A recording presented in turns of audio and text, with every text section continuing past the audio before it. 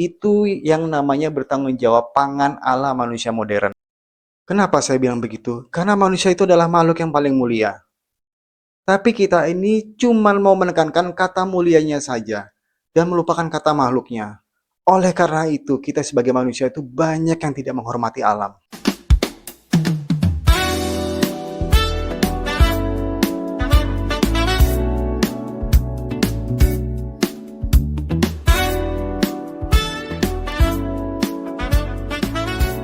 Halo, kembali lagi bersama Yoga Agri Ace, Petani Kota. Ini langsung to the point aja pembahasan saya hari ini. Saya akan mulai dengan cuplikan rapat kerja Komisi 1 DPR RI bersama Menteri Pertahanan Syafri Samsudin yang memaparkan bahwa ada pembagian tugas militer, jadi sekarang prajurit itu tugasnya juga harus bercocok tanam atau bertani. Tugasnya adalah pertanian jagung dan padi. Selain palawija, angkatan laut adalah kedelai. Kenapa kedelai? Bapak-bapak dan ibu-ibu tahu sekalian bahwa kita mungkin 2,5 juta ton impor kedelai dari luar negeri. Padahal menurut laporan, kedelai yang kita impor dari luar negeri itu sebetulnya makanan ternak. Jadi bisa dibayangkan, bapak-bapak dan ibu sekalian, impor kedelai itu makanan ternaknya orang di luar. Sekarang Angkatan Laut dengan 2 kali panen, dia sudah mempunyai kualitas bibit kedelai yang tidak lagi istilah makanan ternak itu. Nah, ini akan kita kejar target ini sehingga kita bisa menjadi produsen kedelai, mendukung.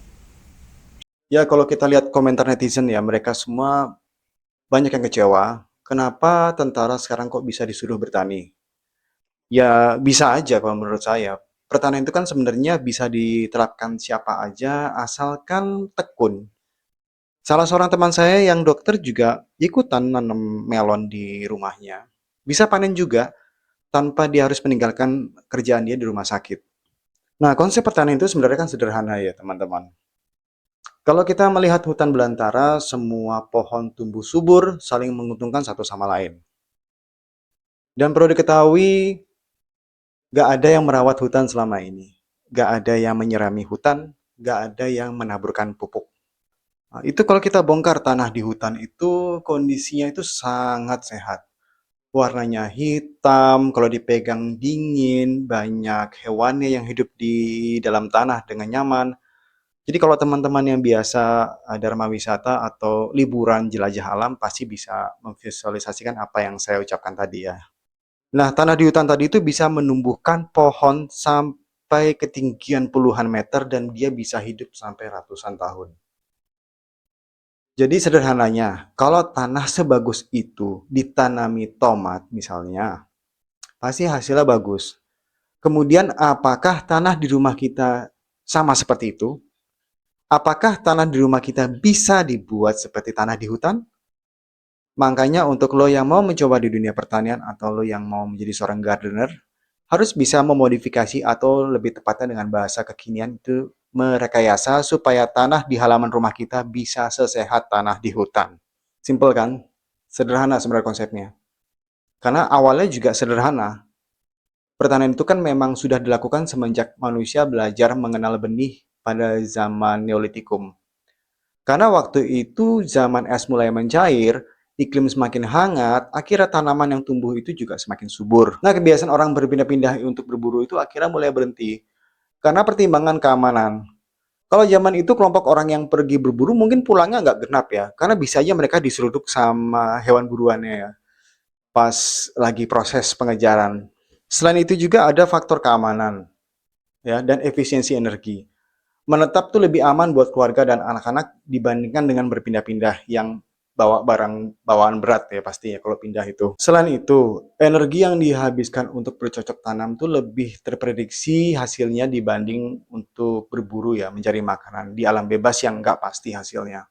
Pendek kata, dulu makan sedikit asal ngumpul sama keluarga. Nggak perlu makan mewah, nggak perlu makan 3 kali sehari, ya, itu sudah cukup. karena kondisi alam waktu itu juga kan nggak memungkinkan sekali ya. Malah sekarang di zaman modern, manusia kembali dihadapi kondisi alam yang nggak memungkinkan. Sampai pemerintah itu harus ngatur strategi untuk menjaga ketahanan pangan di tengah potensi anomali cuaca El Nino. Soalnya, kalau sampai harga kebutuhan pokok melonjak, manusia modern tuh bisa kayak manusia purba kelakuannya.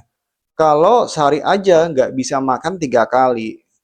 Sementara manusia purba menurut gue itu lebih bertanggung jawab pada dirinya sendiri agar bisa makan teratur. Walaupun konsep teraturnya itu adalah sehari makan sehari enggak. Zaman dahulu pada era Romawi kuno, orang itu juga makan sehari cuma sekali. Porsinya dalam jumlah besar pas siang.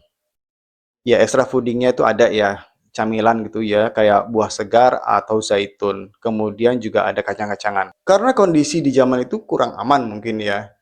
Jadi aktivitasnya itu lebih banyak siang hari. Sementara orang lebih memilih di rumah dan kunci pintu rapat-rapat saat malam hari. Kebiasaan makan 2 kali sehari itu baru ada pada awal abad pertengahan, sekitar tahun 500 sampai 1500 Masehi. Makan paginya itu malah dihindari sama kaum bangsawan, karena makan pagi itu dianggap kebiasaan kaum menengah ke bawah seperti pekerja kasar atau petani yang membutuhkan energi lebih untuk kerja. Ya, anak-anak juga makan pagi waktu itu di sana. Barulah kebiasaan makan 3 kali sehari itu muncul pada era revolusi industri dan jadi norma secara global. Itu kejadiannya pada abad 18 dan 19. Pemicunya itu revolusi industri di Eropa. Banyak pekerja pabrik yang memiliki jam kerja yang panjang dan kaku, sehingga membutuhkan asupan energi teratur sebelum, selama, dan setelah bekerja. Nah, pada akhirnya dunia ini mengadopsi kebiasaan kaum menengah ke bawah tadi yang makan 3 kali sehari. Kalau dulu enggak, karena di awal tahun 500 Masehi, jumlah penduduk di dunia itu masih 190 juta sampai 206 juta jiwa. Masih lebih besar penduduk Indonesia. Dan di akhir tahun 1500, jumlah penduduk dunia itu masih 500 juta sampai 580 juta jiwa. Jadi cuma naik sekitar 280-an juta jiwa dalam kurun waktu 5 abad. Itu pun masih lebih besar penduduk Indonesia yang 287 juta jiwa. Akhirnya terjadi banyak kelaparan di dunia pada saat itu, terutama di Eropa, karena kendala 4 musim yang menghalangi proses budidaya. Jadi, selain proses penanaman dan hasil panen yang dianggap gak menentu dibanding menjadi pekerja pabrik yang terima gaji tiap bulan ya, profesi petani di Eropa tuh banyak ditinggalkan. Sementara mulut tetap harus diberi makan. Jadi untuk memberi makan penduduk dunia yang melonjak pada abad 18 tadi, sektor pertanian itu membutuhkan input yang bagus supaya bisa menghasilkan panen yang cukup. Sampai dunia juga sempat berperang gara-gara rebutan pupuk guano tahun 1879. Sehingga untuk menjawab masalah ini, penerapan pupuk sintetik dilakukan pada awal abad 20 demi untuk mengenyangkan para penduduk dunia yang berprofesi di industri pabrik. Tujuan awalnya sebagai pemupukan yang berimbang. Pupuk sintetik masih kurang juga, karena belum banyak petani yang memproduksi pangan. Sementara makan kan nggak boleh libur. Akhirnya ditambahkan lagi obat-obatan lain selain pupuk tadi.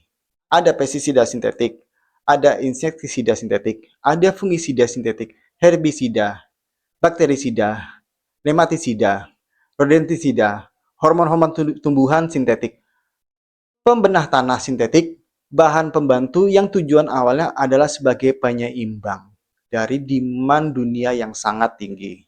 Namun karena manusia panik, kebutuhan makannya juga sudah terlalu banyak, mereka mengaplikasikan di luar nalar alias gak berimbang lagi. Karena orang kalau lapar itu ya rusuh. Lihat aja tuh di film-film Hollywood atau di Dracin. Di Indonesia juga kalau lapar itu kan pada demo.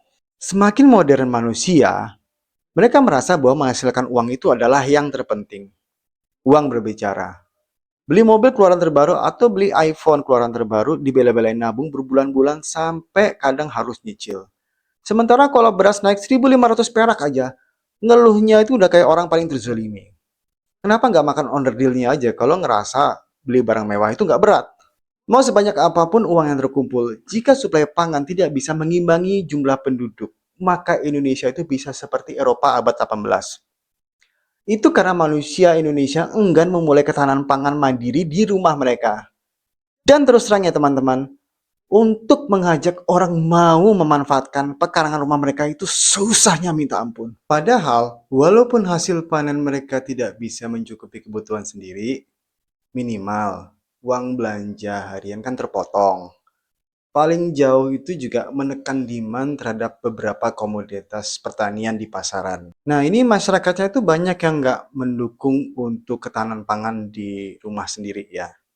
Saya tidak membicarakan untuk orientasi politik seseorang, enggak. Tapi kalau buat saya, urusan makanan itu tidak bisa ditawar. Nah, mereka itu maunya itu apa ya, menuntut pemerintah malah untuk murah. Kalau mau murah ya artinya ada supply mengimbangi demand. Dari mana supply itu? Ya impor kalau tidak ada ketahanan pangan. Impor dari bangsa di negara lain yang masyarakatnya sudah sadar akan pentingnya pertanian.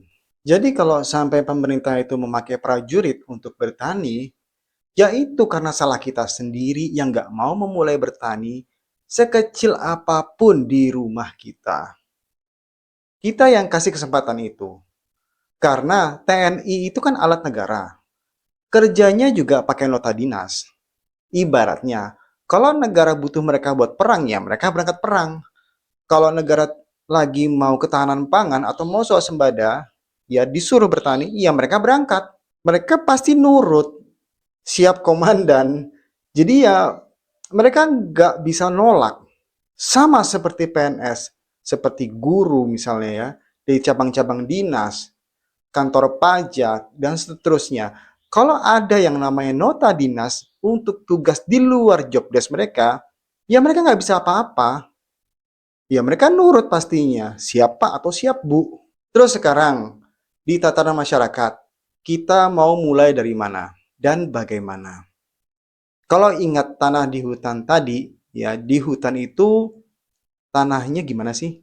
Banyak kompos daun. Ya ditambahin kompos daun. Terus di hutan juga ada kotoran hewan liar yang membantu menyuburkan tanah. Ya ditambahkan pupuk kandang. Terus tanah di hutan itu banyak hewan pengurainya. Ya lu tambahin sendiri bakteri starter. Didiamin beberapa lama biar tanahnya itu respon atau bangun. Terus mulai dia bisa ditanami. Dengan pengaturan yang lebih baik sebagai manusia. Nanti di tanaman kita kalau ada ulat atau serangga, ingat di hutan ada apa? Ada burung. Burung makan ulat atau serangga. Kita ambil ulatnya atau kita usir serangganya, bisa disemprot pakai insektisida, pakai aromatik, pakai petrogenol. Nanti kalau misalnya ada salah satu tanaman yang agak kurang besar, bisa ditambahin pupuk cair organik atau pupuk sintetik secukupnya aja supaya nanti tumbuhnya bisa seragam. Itu yang namanya bertanggung jawab pangan ala manusia modern. Kenapa saya bilang begitu? Karena manusia itu adalah makhluk yang paling mulia. Tapi kita ini cuma mau menekankan kata mulianya saja dan melupakan kata makhluknya. Oleh karena itu, kita sebagai manusia itu banyak yang tidak menghormati alam. Kemudian kalau nanti hasil panen itu cuma habis satu kali makan dan kita baru mau mulai nanam lagi. Setidaknya, lo bisa tahu kendala-kendala dalam melakukan usaha tani. Yang tidak boleh sakit hati ketika nominal keluar diprotes kemahalan sama masyarakat.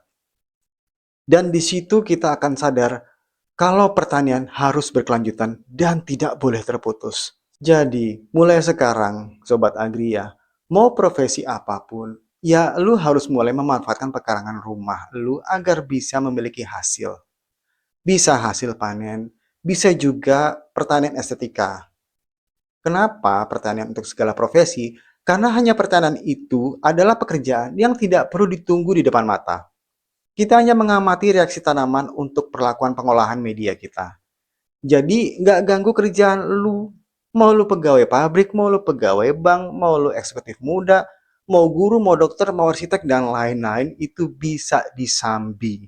Jadi bagi lo yang misalnya belum mengisi pekarangan rumah kalian ya, terus kebetulan nonton video gue ini tanggal apa ini, tanggal berapa, apa rencana lu ke depannya mau ngisi pekarangan rumahnya, gue boleh dong minta update-nya 1 sampai 3 bulan dari sekarang. Upload di YouTube. kasih linknya ke gue di kolom komentar. Nanti kita bisa bahas bareng. Karena jujur ya, Sobat Agi, kemarin itu gue sempat ngisi pekarangan rumah gue, cuman gagal. Karena gue sering tinggal aktivitas keluar kota. Sekarang gue mulai tanam lagi, mulai ngisi lagi. Jadi, ya ayo, kita saling menunjukkan hasil pekarangan kita seperti apa, mau sesempit apapun. Sampai jumpa lagi, ingat ya, jangan lupa upload perkembangannya, halaman rumah lu. Ya, di-subscribe, dinyalain loncengnya, kali aja video gue berikutnya adalah update pekarangan rumah gue. Oke? See you next time.